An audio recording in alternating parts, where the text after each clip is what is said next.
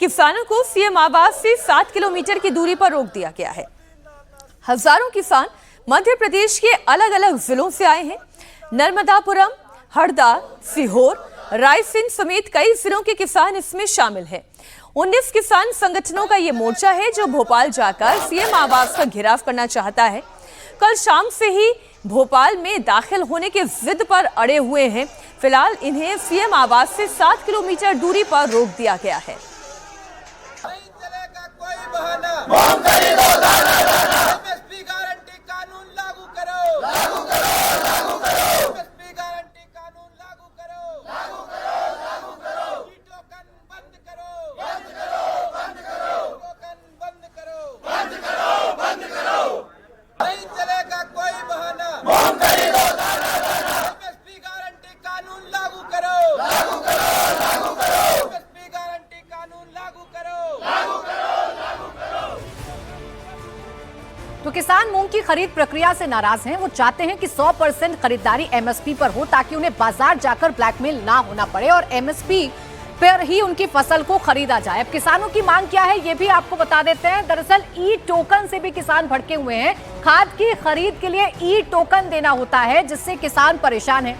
चाहते क्या है? चाहते ये है कि सीएम आवास का घेराव किया जाए। प्रदर्शन क्यों किया जा रहा है? क्योंकि मूंग की 100% खरीद की मांग कर रहे हैं और एमएसपी पर ही खरीदा जाए, ये मांग भी किसानों की तरफ से की जा रही है। इसलिए अलग अलग जगहों से किसान भोपाल की तरफ कूच कर रहे हैं और सीएम आवास का घेराव करना चाहते हैं। हालांकि इनको 7 किलोमीटर पहले ही रोक लिया गया है। ये चाहते हैं कि एमएसपी पर खरीद हो और किसानों की नाराजगी ये है कि अभी एमएसपी पर उनकी फसल को नहीं खरीदा जा रहा है, जिसकी वजह से वो परेशान है, नाराज है और ई टोकन से भी परेशान है। वो ई टोकन की प्रक्रिया से भी परेशान है। इसलिए सीएम से बात करना चाहते हैं, सीएम मोहन यादव से मुलाकात करना चाहते हैं। इसीलिए किसान सीएम आवास का घेराव करना चाहते हैं। बड़ी संख्या में किसान इस वक्त सड़कों पर हैं और पूरे इंतजाम के साथ किसान सड़कों पर आए हैं। अपना पूरा राशन लेकर आए हैं और सड़क पर ही खाना जो है वो बनाया जा रहा है। सड़क पर ही खाना बनाकर अपने प्रदर्शन को अंजाम दिया जा रहा है। तो इस तरीके से किसानों की नाराजगी है जो मध्य प्रदेश में खासकर भोपाल में देखने को मिल रही है।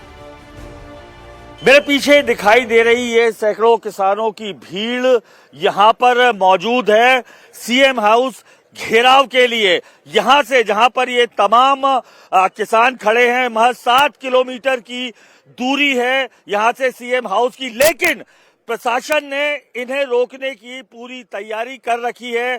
5 लेयर सिक्योरिटी किस तरीके से लगाई गई है ये मैं आपको दिखाता हूं। बैरिकेटिंग आप देखिए, सबसे पहले बैरिकेटिंग इस तरीके से की गई है। दूसरी बैरिकेटिंग की लाइन ये बसेस के रूप में आपको दिखाई दे रही है। सामने आपको वाटर कैनन दिखाई देगा और अब मैं आपको दिखा रहा हूं किस तरीके से पुलिस की 5th लेयर आप देखेंगे एक के बाद एक दूर तक आपको वीर सावरकर सेतु तक जो एक के बाद एक बसेस दिखाई दे रही हैं।